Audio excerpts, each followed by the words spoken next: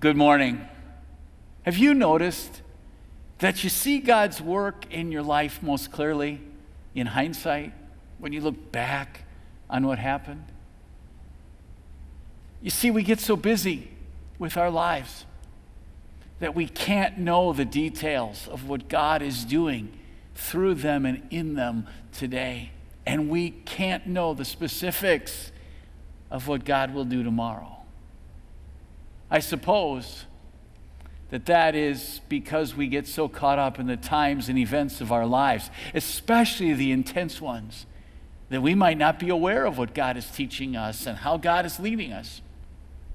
We have to take him at his word. And his word says that all things are working together for our good, according to Romans 8:28. Remember, God determines the way it is in our relationship with God. That's what fills us with hope. The hope of God's grace shown to us in Christ is a sure hope, even in intense times. And this time of COVID-19 is an intense time.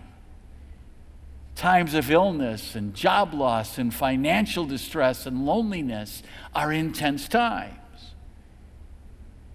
And through them all, God is still at work in Christ, doing what only God can do.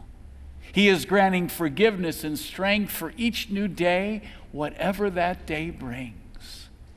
It's only in hindsight that we see how God was present with his grace and mercy. That will be as true of this time of pandemic as it has been of every other part of your life. We will see in hindsight how God took up the experiences of this year and all the years of our life to weave us into the people he's calling us to be. Dale Meyer, in his book Timely Reflections, reminds us of another benefit of hindsight, and that is that when we look back, it allows us to see how great is our need for forgiveness and how graciously it is that God grants it in Christ. As we live today, and all we really have is today, we live in hope with one sure message, as 2 Corinthians 4:5-6 says, "For what we proclaim is not ourselves, but Jesus Christ as Lord, with ourselves as your servants for Jesus' sake.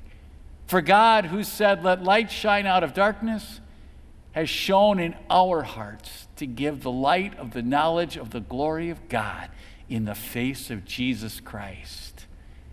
As the much-loved hymn puts it, "His grace has brought me safe thus far. His grace will lead me home." That's our hope for today and for every day. The Lord is with you today. Whatever today brings, we will share more of the word with each other tomorrow.